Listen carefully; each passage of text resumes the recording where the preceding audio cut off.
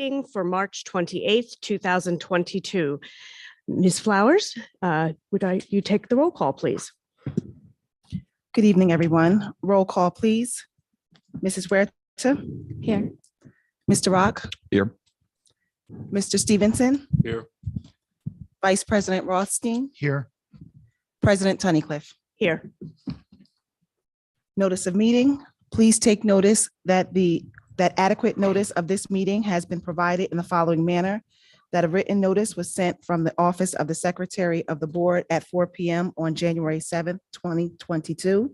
That said notice was sent by regular mail to the West Orange Township Clerk and the editors of the West Orange Chronicle and the Star Ledger. That said notice was posted in the lobby of the Administration Building of the Board of Education. Please stand for the flag. Pledge of allegiance. I pledge allegiance to the flag of the United States of America and to the republic for which it stands, one nation, under God, indivisible, with liberty and justice for all. Thank you very much, Ms. Flowers.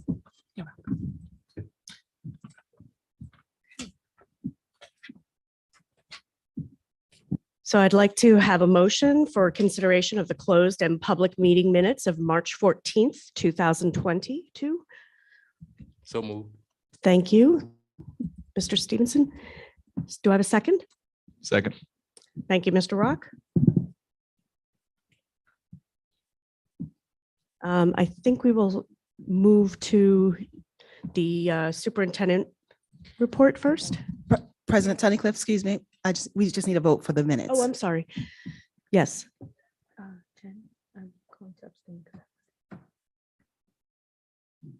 Okay, vote. Yes. Could you Okay. take the vote? Mrs. Huerta? Abstain. Mr. Rock? Yes. Mr. Stevenson? Yes. Vice President Rothstein? Yes. President Tunnicliffe? Yes. Thank you. Okay, and now we will move to the superintendent report. Excellent. If our student liaison does arrive, then we'll just kind of Yes. pivot back, if that's okay with everyone. Sure. All right, this evening, I'd like to start off my superintendent's report with a little discussion and explanation and presentation of our Mount Pleasant Library and Media Center project, and we have the right people here to help us through that. So we're going to begin, if we can, with our architects, EI Associates. A gentleman named Ruben Garrido will be here to talk to us first about what the remediation will look like in that area, and then we'll move on to what the space will look like once that's complete. So, Mr. Garrido, if you'd be kind enough. Thank you. Thank you, Lauren.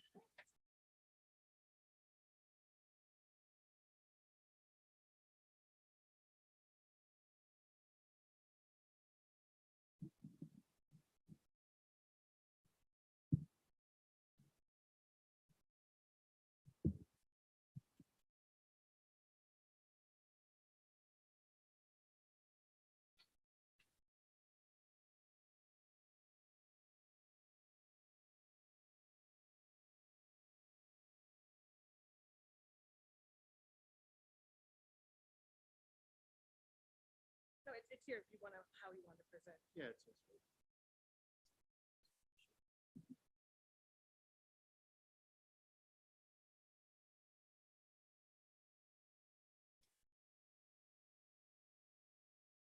Do you have a clicker or should I just use the keyboard? Okay. No, it's fine.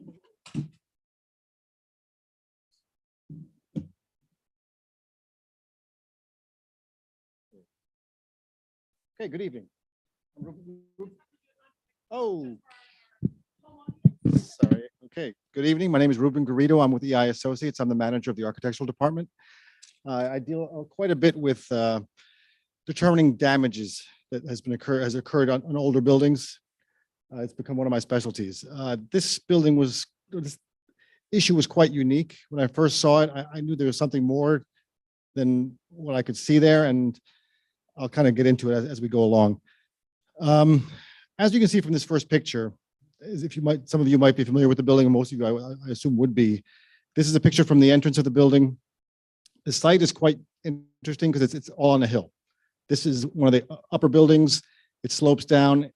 everything slopes down more or less to our problem area, the media center. The original building, let me go to the next slide.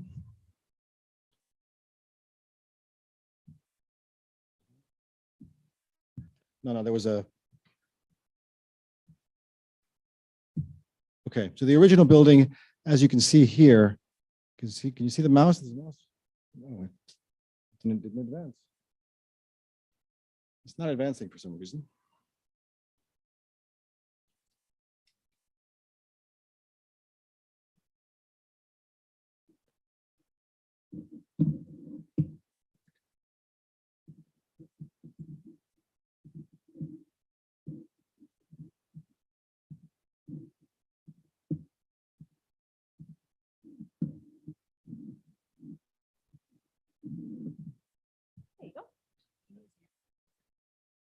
And I apologize, I forgot. I also have a colleague here, Brian Donnelly. He's the director, our director of client development is also here with us.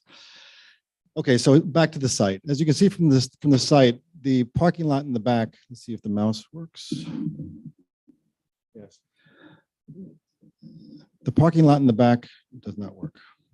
Anyway, you can see the parking lot in the upper part of the building is the highest point of the site, and the site slopes down towards the first building, and then the lower building, as you can see in the bottom there. The original build, that up those two top and bottom buildings are the original buildings. There were some additions done in the past. The media center itself, squeezed in between the two, was built more or less around 1968, 1969. Unfortunately, from the old documents, we couldn't find any actual plans for the space. There were some preliminary sketches that were done in 1968. And then it appears as being built already in the 70s. So sometime around that time, it was definitely built. When they, as you can see from these pictures, the site not only slopes down from the top to the bottom, but also from the right where that turnaround is, it also slopes towards the left. So everything, all the grade, the natural grade slopes towards that media center.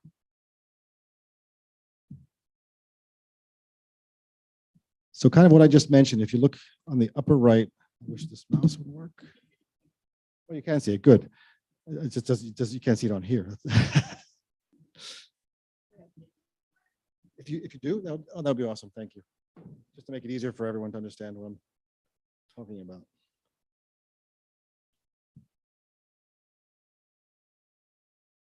Great.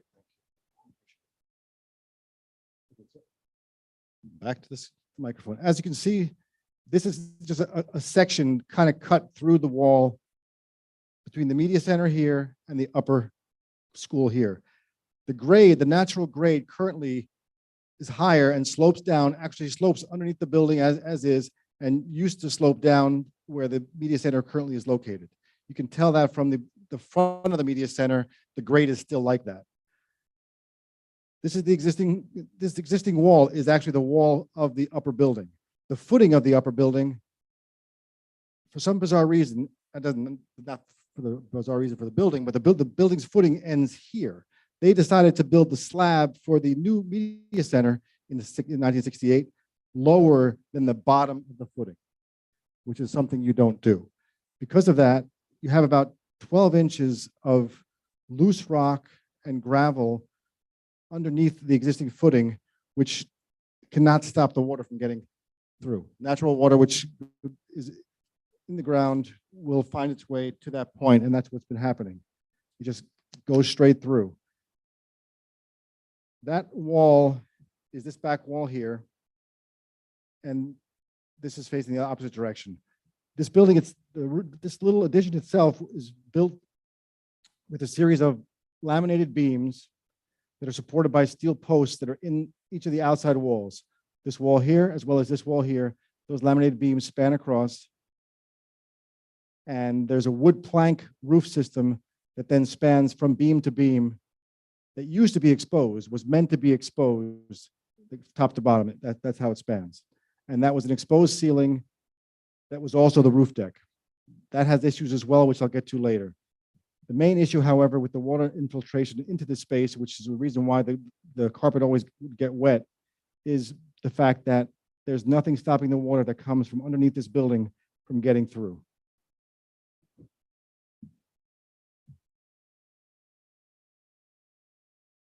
As you can see this on this picture on the upper left, the bottom of the footing is pretty much right here, right at this height here. And then underneath that, typically when they build foundations, they would either pour very rough concrete first into the hole or large stones. You've got both, and both are exposed underneath the footing. Strangely enough, I guess they kind of expected water to come in because they didn't start the metal studs until the top of the level of the footing. Everything below that was built in wood, which they figured wouldn't be affected by the water, but nothing, it doesn't stop the water from getting into the room, which is a little odd. But that's the way it was built, and that's the problem you have. This is the foundation, the slab of the media center. This is the bottom of the footing. And again, this is all just gravel and loose. And as you can see from this point right here and other spots here, the water just pushes through, pushes the dirt, and just finds its way underneath the footing into this media center. Over the years, and that's something I could see when I was there the first time because it was already closed up. They had just recently patched it a second or third, or I don't know how many times. They've been removing the bottom of the gypsum board, I guess over the years, whenever it got wet, and replacing it with new. And in the process, I guess they would try to patch the holes by putting some loose, concrete slurry there, but that will not stop the water from getting through.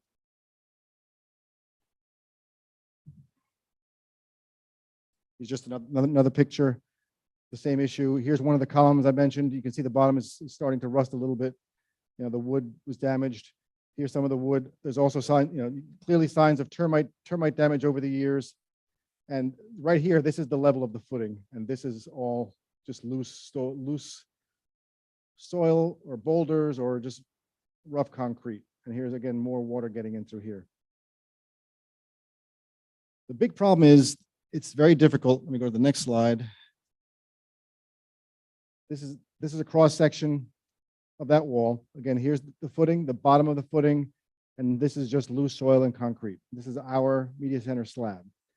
Typically, for a foundation wall, you would want to waterproof the outside face of that wall. You can't do that because it's underneath the building. There's a way to get in there, but to have someone go in there and dig in there, that's not a safe condition. And it might not solve the problem because you'd have to then underpin the footing, the existing footing, and completely get that completely sealed before you waterproof anything. It's a very difficult condition. So our solution is a bit unconventional, but we feel it will definitely work for you in this situation. And it can all be done from the inside without having to send anyone into that precarious crawl space. So along the majority of the wall, from where the steps are, I'm not sure if you're familiar with it, but there are quite a few very regular steps here that kind of like you can sit on them, but they also lead up to the corridor that goes out into the other two class areas. From that big block of concrete all the way down to the little office that's there, we propose to plan to build pretty much a hunk of concrete. As bizarre as it sounds, that's what it is, but it will have against the existing footing as well as on the slab what they call a water stop. It's a continuous piece of waterproofing. Usually it's EPDM. It's like a rubber, and it will stop the water.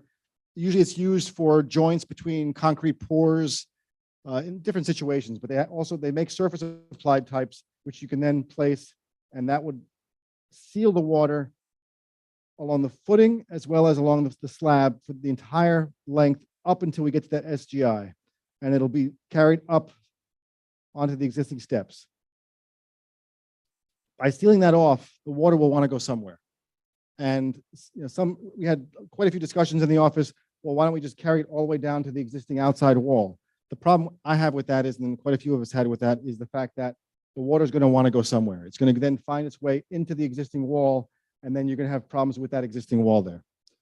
The best solution we had was to capture that water.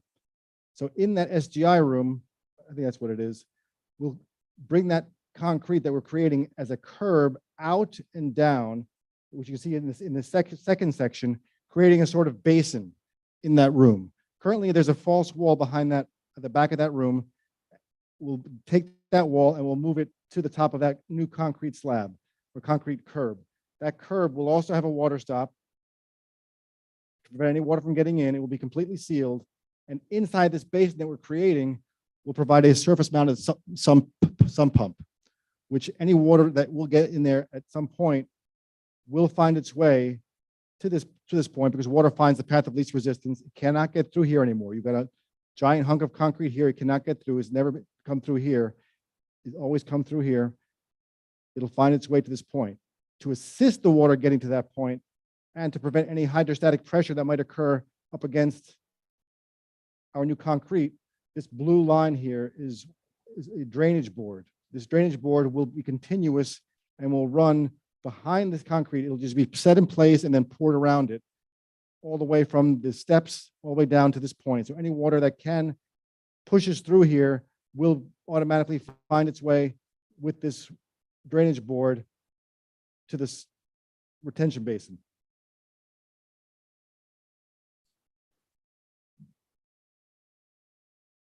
Again, and the water stops completely seal off the concrete joint, so nothing can get through there. And then, as I mentioned before, this basin will be lined with a waterproof coating, which will not allow any water to pass to soak into the concrete as well.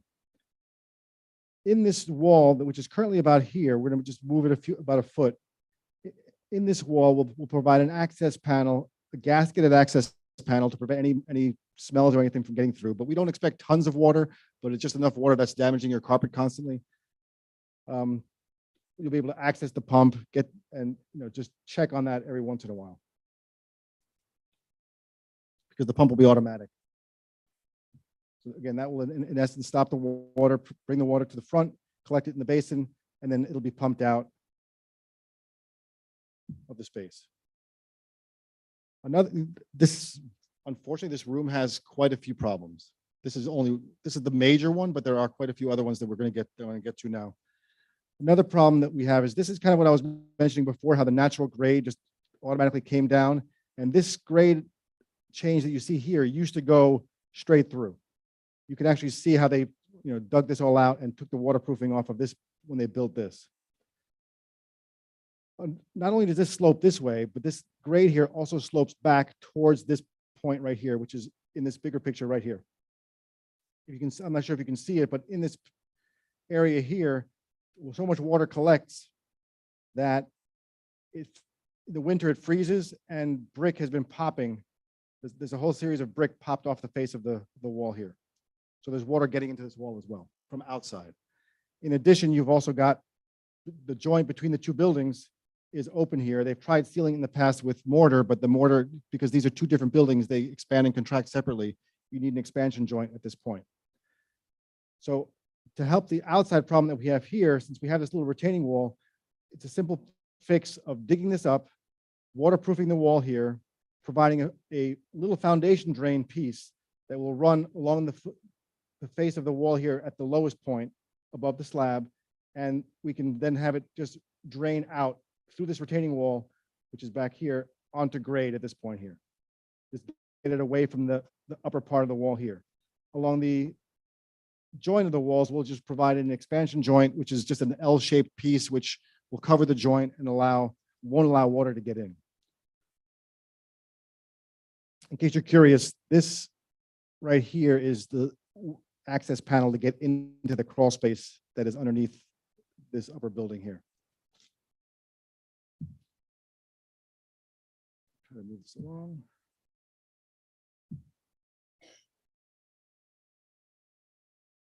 Okay, so in addition to the water coming from below and from the side, as you can see from this picture here on the upper left, there have been, and just looking at the condition of the roof along the upper building, there has been a lot of water damage occurring from above in this space. At some point in the past, I can't say when, someone tried to strengthen these planks. Again, these boards that you see here are the structural decking for this space. They span from that lamb beam to lamb beam that I showed you before, and they were meant to be decorative. They have a fluted cutout in their face, and they were the original exposed ceiling for this space. I'm sure it looked nice, but at some point, I guess there was, because of water damage, because of issues occurring, they framed this up and then they put a drop ceiling in. done all the time, not a big deal. But however, the issue with the water has not stopped, because as you can see from the new framing members, there's water damage occurring on them as well. Big problem that's causing that are these two goosenecks in the roof. These goosenecks provide fresh air into the unit ventilators, into the two classrooms that are behind these windows. So these goosenecks go down into the roof and then into the upper building to the unit ventilators, which are 1950 models. The problem is these goosenecks, you can relatively well seal the fronts, but behind them, as you can see from this picture here, there's almost no way to properly flash that without water at some point getting through there. And that's what's been happening. And also the way the roof pitches, the water just sits here and just is saturated and finds its way through and continues to damage. There is sign of water rot in these wood planks. Another issue is this right here is one of the 4 points where the existing ductwork, which you'll see in a later picture, which runs across the roof, penetrates the roof at 4 points here, and then feeds the space. Unfortunately, this was great when there was no drop ceiling, because the air came down and went everywhere, because there was nothing blocking it. Now, with the drop ceiling, these vents, they pump air into the space between the drop ceiling and the deck, and the air has to find its way to 1 or 2 grills that they put in that drop ceiling. It doesn't really work well.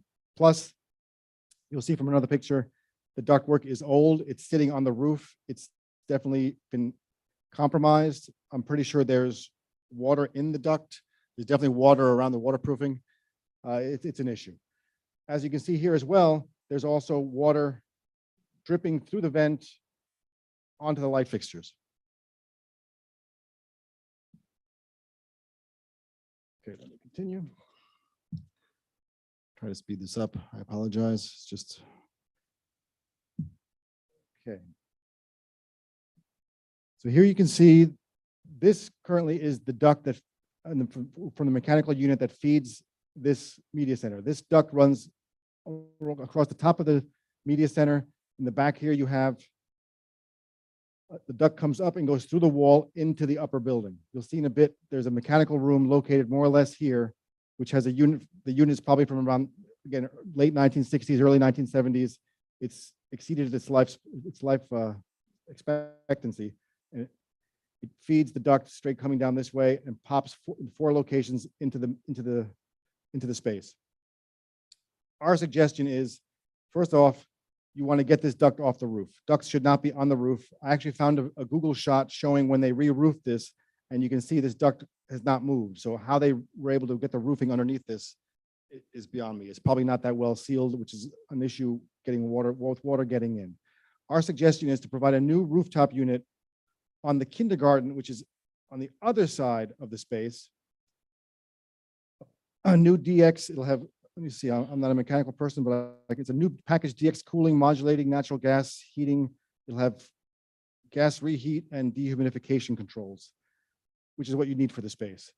That will feed a new duct. The new ducts will be set. This is just a picture showing you how the ducts will be set off of the roof with freestanding supports, which do not penetrate the roof, feeding this duct here.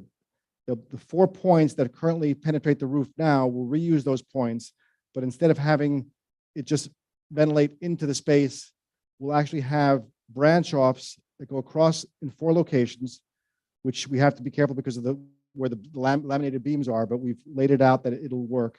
We'll have 8 points in the media center that will actually have diffusers similar to what you have here in the ceiling itself.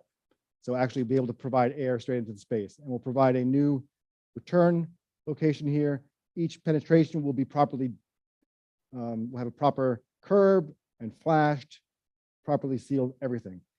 At the same time, we recommend the roof be redone because as you saw from the previous pictures, it's in very bad shape, especially along the existing building. In the process, you also have 2 exhaust fans which will no longer be needed for the system because this unit can handle everything. The existing units, the way they were, they pumped too much air in and they couldn't and so you needed to get the air out somehow. So that's why they had those exhaust fans, which will no longer need. So the exhaust fans will go, the old ductwork will go, the two goosenecks, which I'll get to in a second, which are causing problems, they'll go as well. And we'll redo the roof. In the process, any damaged wood decking, which I'm sure there's some, will be replaced with proper structurally sound decking. So this is a quick look at the upper classrooms. The two classrooms here. One is I think the child study team, and one is the SGI room, if I'm not mistaken. And here you see the mechanical room with the old unit, which has all old steam pipes, ducts, and everything. That can all go. Everything here can be removed. This whole room can be used for storage or whatever you need it for. Any penetrations in the walls will be sealed off. Early on, one of the first slides I showed, there was a big louver in the wall in the media center that will be closed off. Everything will be closed off and sealed nicely. So this old ductwork, as I mentioned, will go. In addition, in this classroom here, which is this right here, this unit ventilator, as you can see from the nice 1950s lettering, is a little older. That should be replaced, and that is one of the problems because this gets its fresh air from that gooseneck that I showed you that's on the roof outside that's allowing water to get in. So this can be completely removed, as well as the fin tube. A new fin tube for heat will be provided along the entire wall, which will be more efficient. This unit will no longer be needed at all because currently there is what we call an ERV unit, energy recovery unit, which provides fresh air that was provided in a previous project somewhere over here. That unit is big enough to be able to provide fresh air for this space as well. So that can be completely removed. In addition, in the next room, this unit ventilator will be removed and replaced with a unit that has a false back. That false back will have a space in the back that allows a duct to come up in the room, and this one little unit, window unit, will be replaced with an insulated panel, which will then provide fresh air, which you can see in this next slide. The fresh air will be above the roof, so you have no longer roof penetrations in that space as well. And then after that, the ceiling panels will be replaced, new lighting in the space. If I'm not mistaken, I think the district already has a cost from a contractor to do a waterproofing system, or it's a water mitigation system on the floor, and then a new flooring will be provided. Okay, any questions? Yes.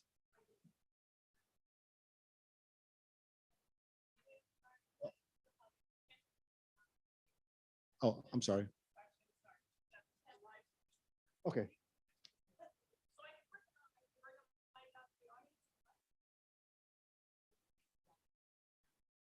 Got it. I see. Yeah, I see the instruments. Yeah, now it makes sense. Yeah, the use doesn't really matter. It's just a matter of just providing fresh air.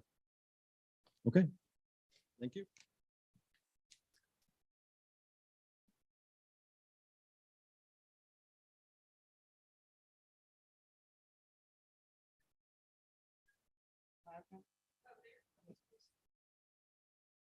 Excellent. Thank you very much for that presentation. Extremely informative. We're going to pivot now, knowing that there's going to be remediation taking place in the room first. And we're going to pivot now to our library media specialists, Ms. Mullen and Principal Giacomelli, just to go through what that space will look like. I know we have a couple of other people with you. Principal Giacomelli, if you would be kind enough just to introduce them for me, please. Thank you, Lauren. Sure. Hi, everyone. I'm Julie DiGiacomo, the Mount Pleasant principal, and I have an amazing team here. We have Nancy Mullen, our supervisor of media, and we also have our design team, which I'll have Nancy introduce in a second, and my librarian, Miss Blakey. Jenna Blakey's also in the audience. So Miss Blakey, thanks for being here. So I just want to thank everyone, the engineers, the Board of Ed, Dr. Schoen, for allowing us an opportunity to share our vision for the library renovation. You could see there's a lot of problems right in the library. So it's going to be nice to have a fresh space that we can gather and enjoy, because it is a community space. As you know, our libraries are the heart of our building. We have PTA events, we have meetings, we have celebrations, we have lots of things happening there. So we've been without a library, so this has been a challenge, but we're excited that we're renovating and we're remediating, most importantly. So Nancy, you can introduce our design team.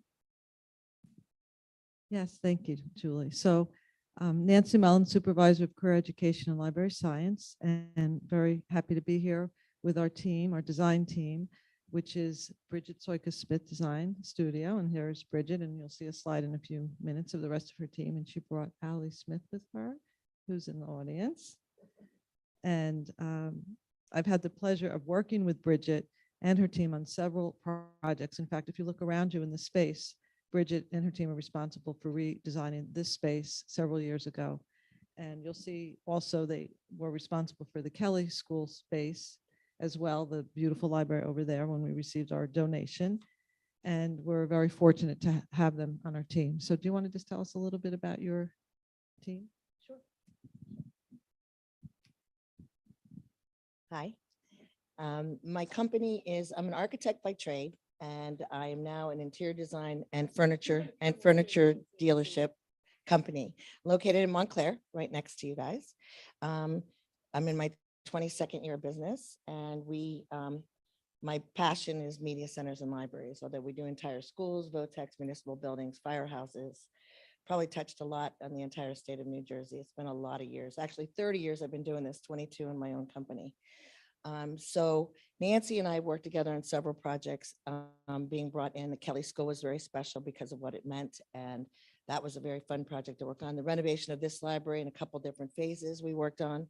And then we're here on the phase of this. And my main focus was to bring a personal stamp to this school, personal stamp, not necessarily to the district, to each school. We don't rubber stamp anything.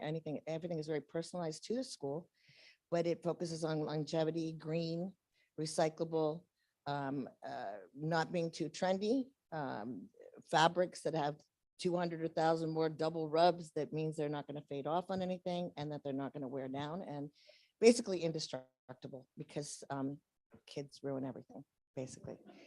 So we know that. So I know that when I'm brought into a project, which I've been brought back into many that I did 20 years ago, I love to see that the 20 years, so that your furniture and everything that we specified in the budget that we held to was based on warranty of product, longevity of product, reputable product, not trendy, and something that fits the personality in the school and at the level that the school is at.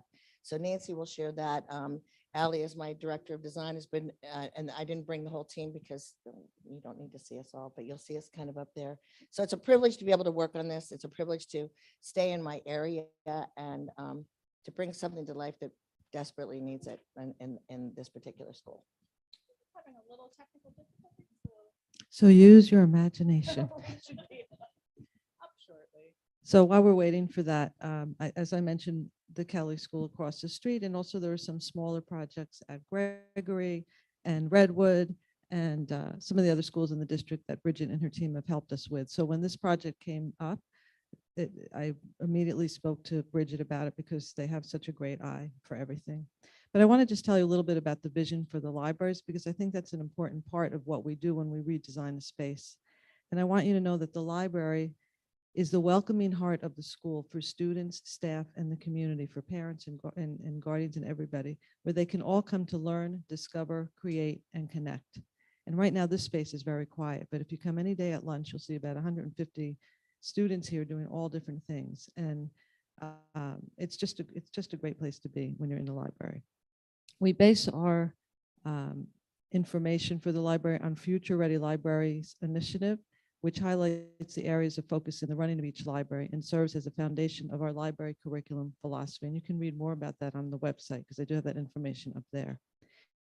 We also last year in January did a presentation to the board, and that's on my website too, and you can take a look at that. And it also shows sort of a flower with all the Cs, the curators, the collaborators, and all the wonderful things that the media specialists do in the space. We're almost up. And I just want to speak a little bit about, while we're waiting, about the collection of the library, because that's very important too to what we do. And we analyze the collection on a regular basis. And the idea is to make sure that it's updated in both print and digital formats. And it builds on the concepts, you probably heard this before, of windows, sliding glass doors, and mirrors. And the goal is to make sure that every student that uses our material sees themselves reflected in what they're reading. And we work really digitally on that. I'm sorry, I can't talk today. Thank you. You know what I mean. And that information is from Rudine Sims Bishop, and she's the mother of multicultural literature, and we use that information from her. We're still not up yet. Okay. So I'm going to turn over right now to our board here and let Bridget just speak a little bit about the colors. I'm going to welcome you into the space. You're going to have to use your imagination a little bit if we don't get the renderings up here. Yes, but Ms. Millen, I think we can talk about what we are getting rid of and why. Do we want to talk about the board? Yeah, so, yeah, sorry, Lauren. Sorry, Lauren. So we wanted to look at being fiscally responsible, right? As we were looking at this project. So we were looking at the damage in the library, right? With the water issues. So we noticed some of the bookcases obviously could not be salvaged. As we took the books off the shelf, there were fortified beams, right, that were put there over the years for bowing. So when we started to take the books off, we realized we really couldn't even save most of the bookcases. We did donate a few bookcases to our gifted and talented teachers and one went to Edison, I believe. So we did save what we could. Also, we had Kelly tables and chairs. So we had these hand-me-down chairs. So when we were redesigning the space, we were looking at, do we keep those tables? Do we go with new tables? And then with the design of makerspace and with these seating areas, we realized that we may want to opt for a new design to fit in that space because these were very cumbersome, big, and bulky. But we did donate those again to gifted and talented who needed furniture. So they are being utilized in our district. Also, we had little storage and use of our circulation desk. So when you walked into the library, there was a huge desk, but it wasn't really functional. So when Bridget looked at that, she said, you know, this is really not using the space well. So let's design a different circulation space. So it's actually smaller and in a different location, which is more functional and also allows us to give a seating area to our space. In addition, the carpet in the space was wet over and over and over. And although we clean the carpet each year, you know, it was over 25 years old. So Mr. Chimino, our buildings and grounds person with the flooring person decided that we can use a linoleum floor, but like that looks like wood, which would kind of give the space an updated vibe. And we were really nervous about going with carpet after our issues, although it sounds like that's not going to be an issue now. But we definitely said no carpet just in case. Also, we had a makerspace area that was kind of all over the library before. It wasn't really contained in one area, but this new design gives us an actual spot where children can build and use the 3D printer and access lots of different supplies. Ms. Mullen actually purchased cabinets with drawers and storage. So we actually have those in place. Also, the smart board in our space isn't mounted like in our classroom. So that's kind of an awkward kind of a tech area, and also an outdated desktop area as well. So we're condensing that. So we have a lot of new designs and thinking about this space. So we reimagined, and that takes us to our board. So.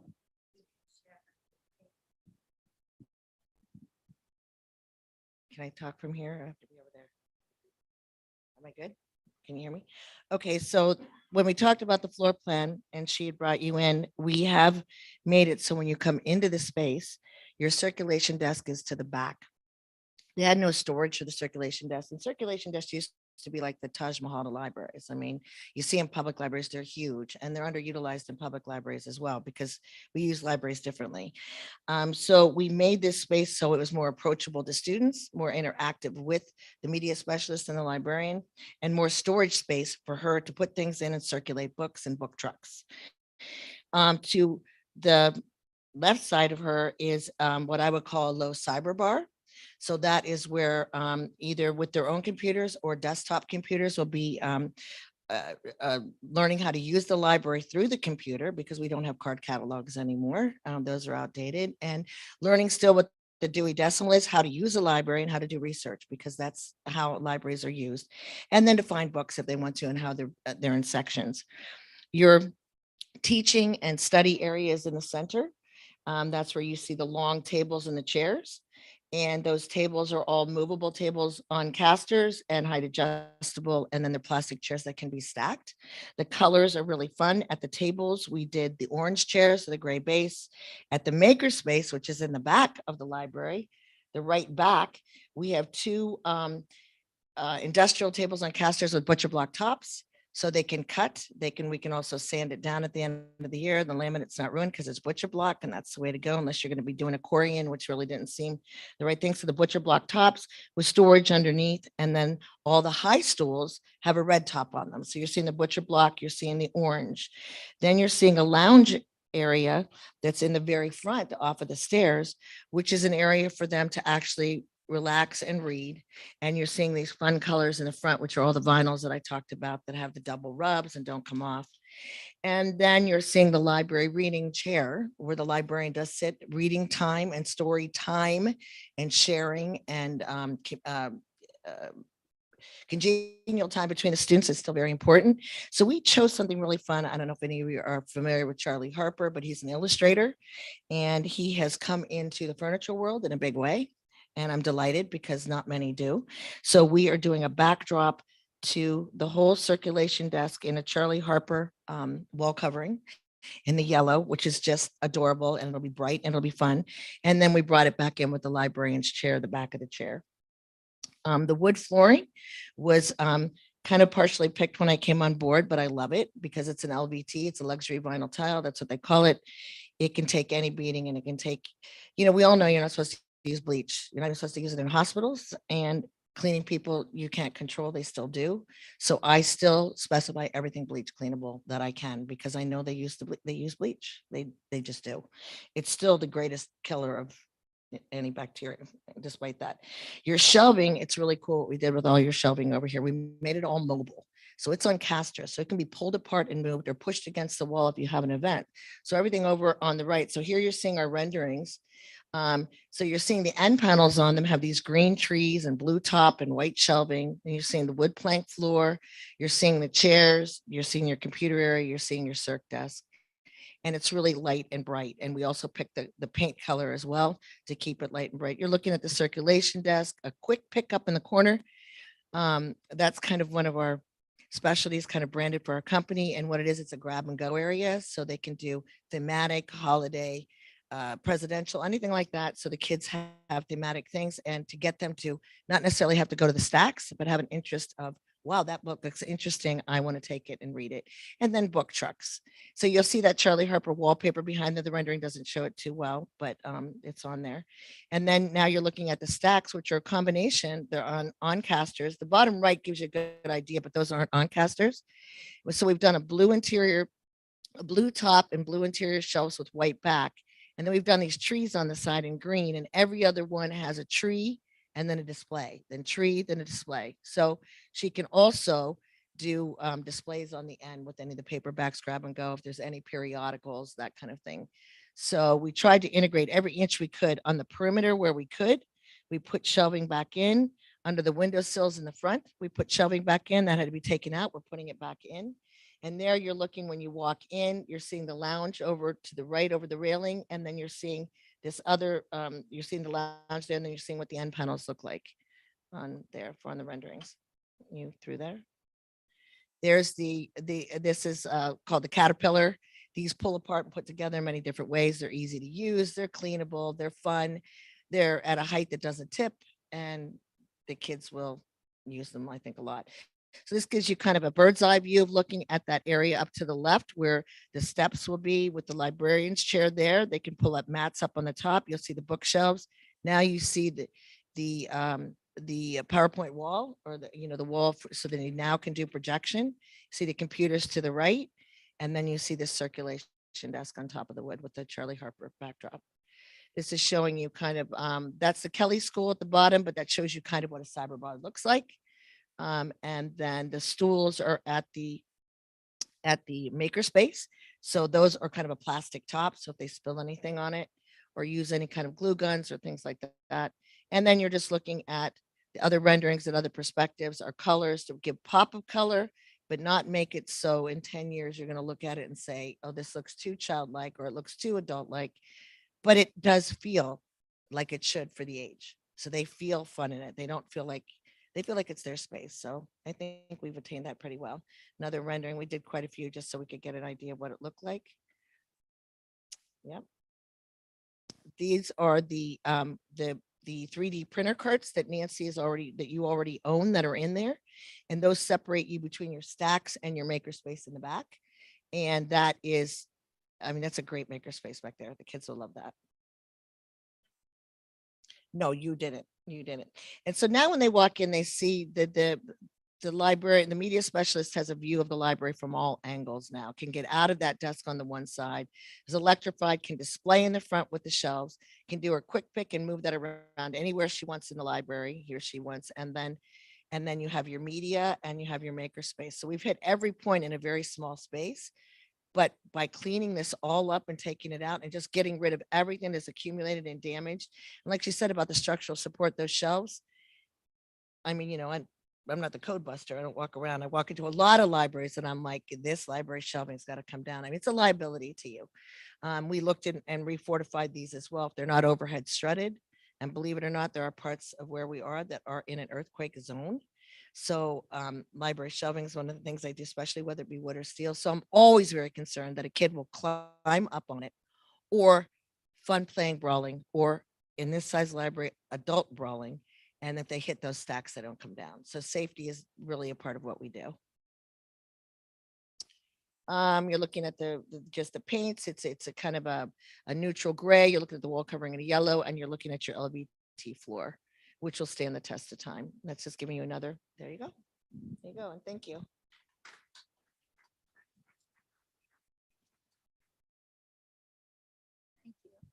Any questions?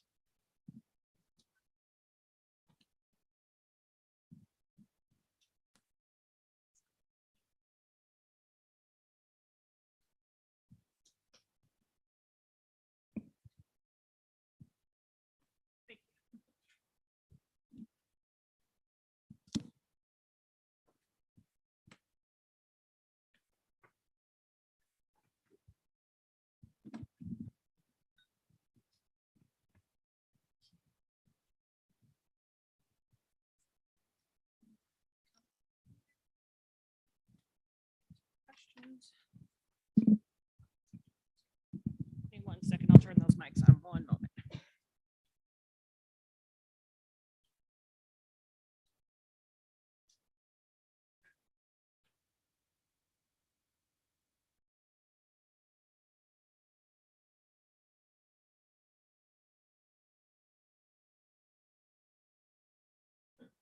I just want to thank you, Principal Giacomo. Outstanding. And Miss Mullen, and our architect, interior designer. The explanation of it makes me want to go back to elementary school and become part of that library.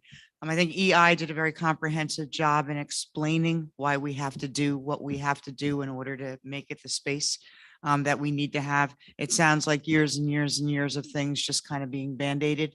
And at this point, we'll have the ability to do it right. So for your preparation this evening, just to complete my report, President Tunnicliffe, are there any questions from any board members relative to what you saw tonight? No, Th- pretty, very comprehensive. presentation. Extremely comprehensive. Then we are good to go. Ladies and gentlemen, thank you very much. Enjoy your evening. Thank you so Thank you. much. I just have two additional pieces for the board, if I may. The first is the HIB report. Since our last board meeting, there were 4 HIB investigations.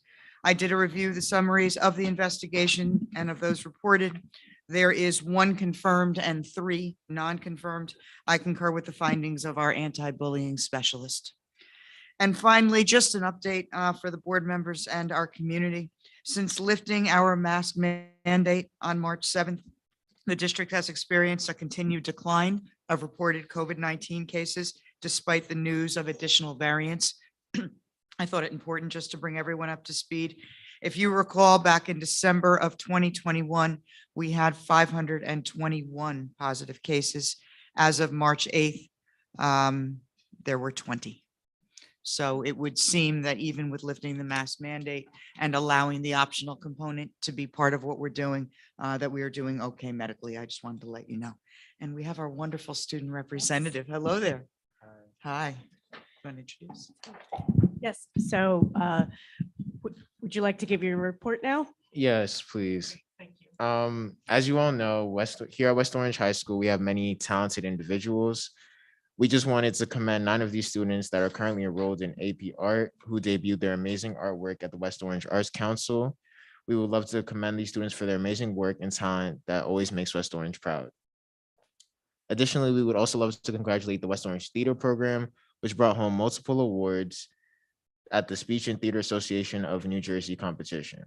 Senior Amina Anekwe won 4th place in contrasting monologues. Freshman Abigail Rothstein won 6th place in contrasting monologues. Senior Ben Pierre placed as a finalist in dramatic monologues. And juniors Delia Kravitz and Shane Doniger placed as finalists in musical duets. Job well done, guys. This Friday, students from the West Orange High School's AFJROTC unit were invited to Rutgers, New Brunswick to shadow current ROTC cadets. Students shadowed the cadets and were able to join in on their outdoor activities for the day. Cadets learned how to move in formation, land navigation skills, and even ate some meal ready to eat meals. Fair to say that students enjoyed their time at the university.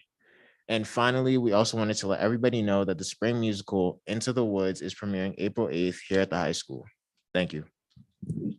Thank you so much for your report. It's always good to hear what our high school students are doing. Thanks again for being here. Okay. So do we have any questions from the public? Seeing that there's no one here, do we have anything on the Google form? Thank you, Ms. Flowers. Okay, so we will do board reports now. If anyone has a report, please feel free to give that now. Yeah, President Tunnicliffe. Yes. Thank you. So previously at a meeting, it was mentioned both at a public meeting here and on social media that West Orange has the highest tax levy in the state. I did some research and I wanted to just address that comment a little bit. As it turns out, although our tax levy is relatively high, the claim that it is the highest in the state is simply not true. If you go on the New Jersey Department of Community Affairs website, you can find the tax rates for municipalities throughout the state, of which there are 565. West Orange in the current calendar year, 2021, the absolute school tax levy rate for West Orange was 2.659 per $100 of assessed value. And that ranked 41 out of the 565 municipalities, with number 1 being the highest rate in the state. If you look instead at the equalized school tax levy rate, once you equalize property values, West Orange had an equalized rate of 2.28 per $100 of assessed value, and this ranked 17 out of 565 municipalities. So clearly it is high. I pay taxes here like everyone else, and I know that, but it is nowhere near number 1. That's simply not true. But I think it's also important to look at a different data point besides the rate itself, because that can be distorted by the value of the properties. And you look at the actual tax bill that people pay in West Orange versus the surrounding communities. West Orange has a lower average tax bill when you look at the school levy component than many of our neighbors. So in the last calendar year, our average tax bill, the school levy component was $8,981. The average tax bill in Livingston, our neighbor to the west, was $9,722. If you look to our neighbor in the south, in South Orange, it was $11,325. And if you look to the north, Montclair, the average tax bill there was $11,627. So again, we are cognizant that the taxes in this town are relatively high, but it's simply not true to say that we have the highest in the state. And when you compare us to our neighbors, they are relatively in line with them. We look at the average tax bill paid by the average homeowner. So I thought the board would be interested in that data, so I wanted to share that, President Tunnicliffe. Thank you very much, Mr. Rock. I think that's excellent research, and we appreciate it very much. Thanks for all the clarification on that. Do we have any other reports? I do have the Eric, go ahead. Ms. Huerta? Yes, Thank thank you. you.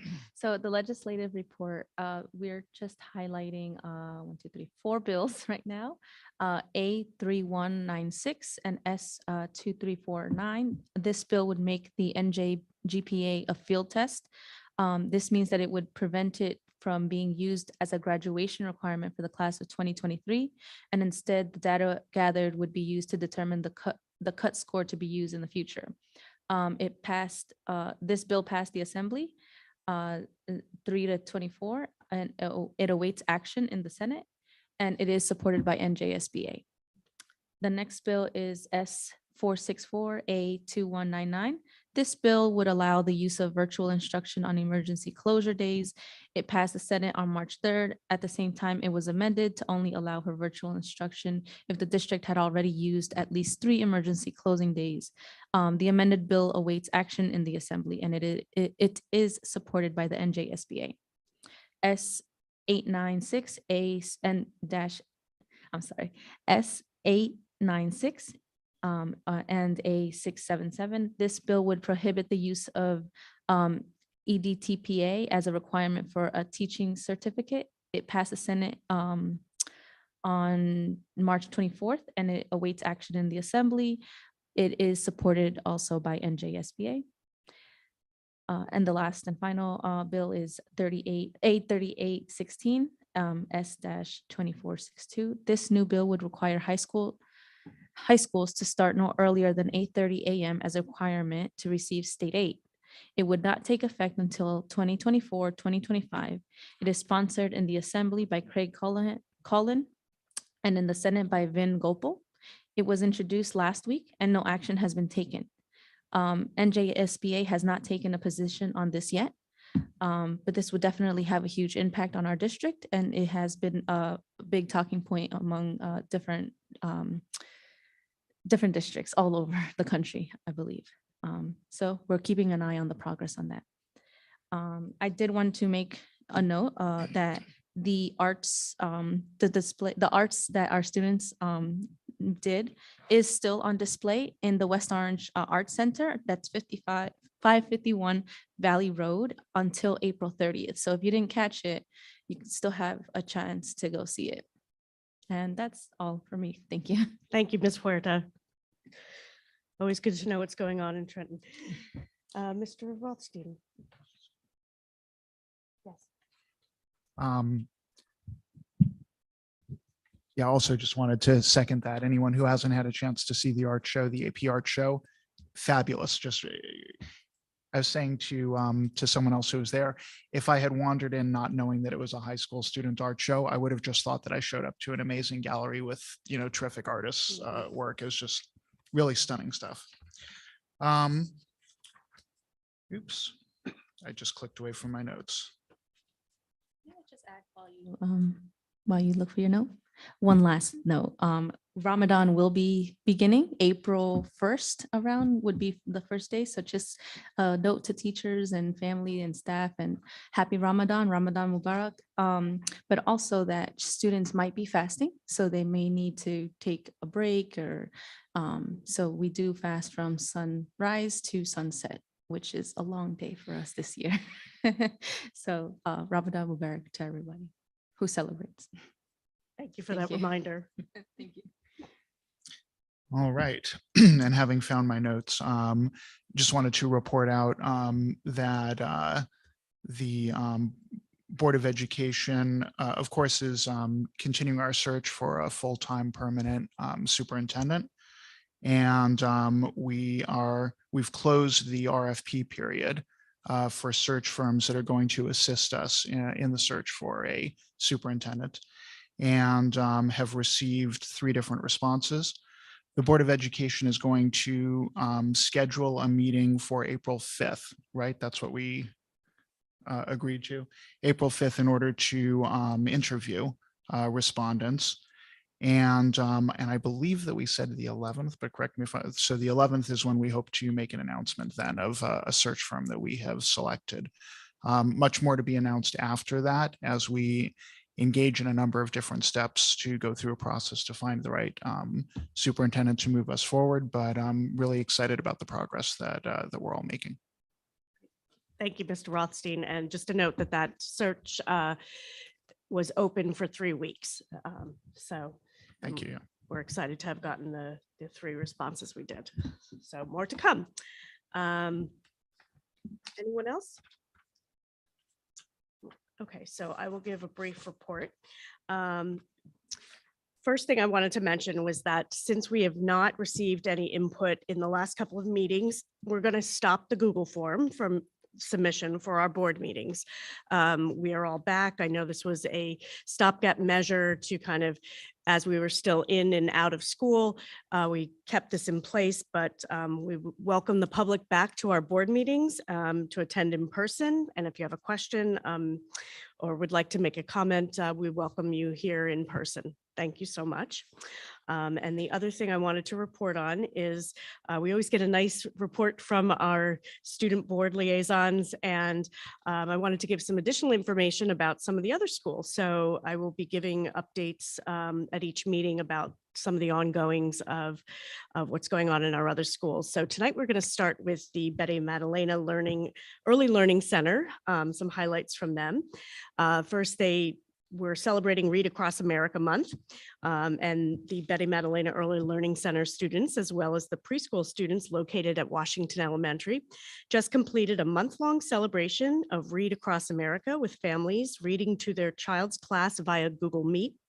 Our students were so excited to have their special person read to their friends. The whole school meetings were also held via Google Meet, where Ms. Salambino, who is our principal, and Ms. Gogarty Fitzgerald, our Director of Special Services, and Ms. Ribeiro, our Supervisor of Special Services, read to all the classes simultaneously. They also have been planning for some in-person events. They have an upcoming spring fling, which will be their first in-person event since March 2020. The preschool will host a spring fling in mid-May, where they will invite our families to participate in activities with their child. Activities will include a tie-dye station, where each student will make a t-shirt, a dance party with a bubble machine, playground time, and an arts and crafts project. These special days provide the students and staff with a sense of community building, and an opportunity for our students to generalize social skills, play skills, and collaborate on projects. They're also planning a end of year ceremony, and this will take place in June. The preschool will celebrate all of our learners and their families in an in-person end of year ceremony. Students will be able to shine by performing songs with their classmates. Miss An, our music and movement teacher, is hard at work preparing the students for this special occasion. They also have monthly spirit days, so which is exciting to learn. They're celebrating School Spirit Week with special days dedicated to students and staff joining together for shared sense of community. April will include Crazy Hair Day, Mix and Match Day, and a day to celebrate autism. April is also Autism Awareness Month. So for Autism Awareness Month, the classrooms and the students will create art projects such as our puzzle pieces for autism awareness. April will also include Lighted Up Blue Day, where students and staff all wear blue. Ms. Salambino plans to read The Magically Brilliant Boy by West Orange author Christy Gray to all classes individually. So all preschool activities are for students at both locations, which includes both Washington Elementary School as well. So that's our report on what's going on at Betty Manalina. So it's always great to hear what our little ones are doing.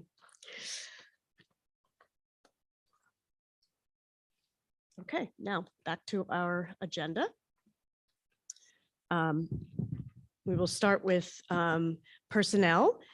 So this will be from items 1 all the way through to item, let's see, to item 5 under. So if I have a motion to accept the personnel report. So moved. Thank you, Mr. Rock. Do I have a second? I'll second. Thank you, Ms. Huerta. Can we take a vote, Ms. Flowers? Sure, Mrs. Huerta, Yes. Mr. Rock, Yes. Mr. Stevenson, Yes. Vice President Rothstein, Yes. President Tunnicliff. Yes. Thank you. Okay, thank you very much. Next up is our curriculum and instruction. This includes items 1, 2, and 3. Do I have a motion to approve the curriculum, all items in the curriculum and instruction? Motion. So moved. Thank you, Mr. Stevenson. Second. Second. Thank you, Mr. Rock. Can we take a vote? No discussion. Oh, any discussion before we vote? No. Okay, Ms. Flowers? Okay, Mrs. Huerta, Yes. Mr. Rock, Yes. Mr. Stevenson, Yes. Vice President Rothstein, Yes. President Tunnicliff. Yes. Okay, and then we have C, finance, which includes items A, special services, B, and the business office. Do I have a motion to accept items A and B under finance? I'll motion. Thank you, Ms. Huerta. A second? Second. Thank you, Mr. Stevenson. Would you kindly take the vote? Oh, discussion, sorry. No? Okay. No questions? Ms. Flowers, you can take the vote, please. Mrs. Huerta, Yes. Mr. Rock, Yes. Mr. Stevenson, Yes. Vice President Rothstein, Yes. President Tunnicliff. Yes. Thank you. Okay, and our final item is the reports, which is item D on the agenda. The superintendent recommends to the Board of Education acceptance of the HIB report ending March 28, 2022. Do I have a motion to accept the report for HIB? Yes. Moved. Thank you, Mr. Rothstein. A second? I'll Sec- second. Oh, okay. It's okay. Ms. Huerta? Any discussion? No discussion, but just a comment, President Tunnicliff. I just want to commend Dr. Schoen and her team in terms of their efficiency in reviewing the HIB reports for the district so that we can have the information in a timely way. Thank you. Okay, Ms. Flowers, the vote? Mrs. Huerta, Yes. Mr. Rock, Yes. Mr. Stevenson, Yes. Vice President Rothstein, Yes. President Tunnicliff. Yes. Thank you. Okay. Next, we have petitions and hearings of citizens. Since we have no one here, do we have anything on the Google form? No, we don't. No. No, President Tunnicliff. Thank you. Okay, thank you. Is there any further comment from any of the board members? I actually did want to just add that WOCPAC is having an interactive camp fair. This, I'm trying to pull the date up right now. It just slipped my mind and I didn't notate it. But I believe it is this week, either Wednesday or Tuesday. My apologies, but I did want it to be out there and for the public to know. It is for inclusive camps. So they're having a fair and you'll be able to review, to see and meet different camp coordinators and such. So I thought that was very, a great thing to do. Great. April 1st. Thank you very much. April 1st. My apologies for the date. Any, yes? Oh, if I may. Just wanted to wish best of luck to all of the students in the production of Into the Woods. Really excited about seeing that. Anyone who hasn't got tickets, please do it. Great, thank you. Anyone else? Yeah, this past weekend, I had the opportunity to go to NJEA's Celebration of Women event on Saturday. And when I got there, I was pleasantly surprised to see that our girls step team was invited to be the student performance at the event. And you saw them before. They always do an amazing job, and they did so down there too. So just kudos to them on their continued good work, to both the students and to their advisors. Wonderful, thank you. And I just wanted to remind the community that last Thursday, March 24th, we had our budget presentation, exceptionally done by, again, Dr. Schoen and her team, Ms. Flowers, Ms. Flores, Mr. Mendez. Am I missing anyone who was? No, thank you. And so again, I just invite the community, if you've not visited the West Orange website, the West Orange Board of Education website, to review that budget presentation. Again, it highlights the investments that we're making into our district, particularly capital improvements and the investments for our special education students, as well as English language learners. And so again, a very strong presentation. This board is making investments in the community. I think it's important that the community understand the budget and how the resources are being utilized. So thank you again. Thank you, Mr. Stevenson. Yes, and that can be found on our website, so it's prominently displayed. Okay, so our next board meeting will be held at 7:30 p.m. on April 11th, 2022, right here at West Orange High School. We hope you will join us. We will not be going into executive session after this. So when I close the meeting, there will be no further business conducted by the board. And right, that's right. April 5th is our next meeting. And that will be for determining our RFPs, determining our search. And that's a closed session. So after that, it will be our April 11th meeting. And so do I have a motion to adjourn the meeting? I'll motion. Thank you, Ms. Huerta. Second, Second. Mr. Rock, thank you. All in favor? Aye. Aye. This meeting is now adjourned.